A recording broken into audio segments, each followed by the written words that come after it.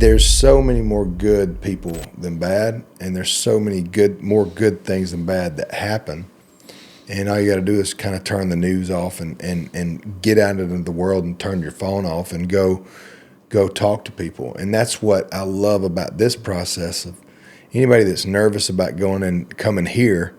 I mean, you walk downstairs and there's 30 chairs down there and they're super comfortable, and you just sit there and you talk. I've met that guy that we sat down with last night. I love to hunt. He's a hunting therapist. Sean, yeah. What in the world? That's amazing. We had a great breaking of bread and hung out, and that I do it every time I come down here. I meet somebody that, I've got guys that I've texted 3 or 4 guys. Hey, look where I'm back here getting.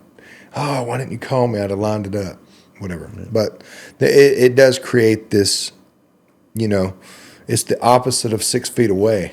You know what I mean? Oh yeah. It's the opposite. It's no. Tell me your story. Tell me what's wrong with you. Tell me you have 75 things that are killing you, and I'll tell you how to fix it. I mean, we've got a guy that's either a pharmacist or a chiropractor. One, I don't think he'd admit he was a chiropractor after your speech. After I busted on chiropractors. Yeah, but he was like, man, call me when you get back.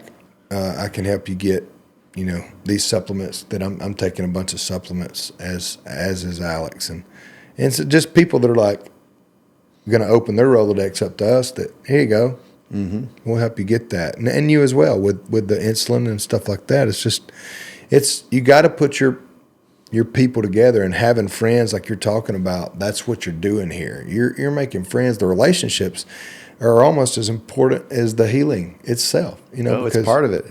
You said it right there. You got great people. Sometimes people are like, oh, why do I have to sit in a room with a bunch of other people? You know what? Well, you don't. I'm sure there's lots of good stem cell places. If you want to go sit in a room by yourself, and that's how you think you're going to heal best, we're not the place for you. Yeah. That's fine. But good food, good people, nice view, networking, everybody. Oh, the food's insane. And people get to, there's something about knowing you're not the only person that's going through this back pain, this knee pain, and then you get to meet these returning patients that have been, they're back for 6 months or whatever. They're like, oh yeah, my shoulder's 100% better. Yeah. My knees are 80% better. It's that mindset, right? Just like you were talking about. You're out on stage and somebody sees you limp out there. They're like, okay, there's another person that's limping, but they're in the fight. They're being successful. At the end of the day, nobody's looking at you, man. Nobody's worried about your hand curling it. Like, come out there. But I'll say this. One of the fears of Tijuana is obviously the cartel. Yeah. They didn't know that the cartel's they're not worried about you. They're not worried. Like, this is some of the best food I've ever ate is here, and I've ate some good food. And I've never felt in danger here one time. It's not what people think it is at all. It's like they try to keep you scared. My girlfriend lives in downtown LA. I promise you, walking around downtown LA is sketchier than any. Then we have cancer patients that come and stay here 3-4 months that walk around all the time, everything.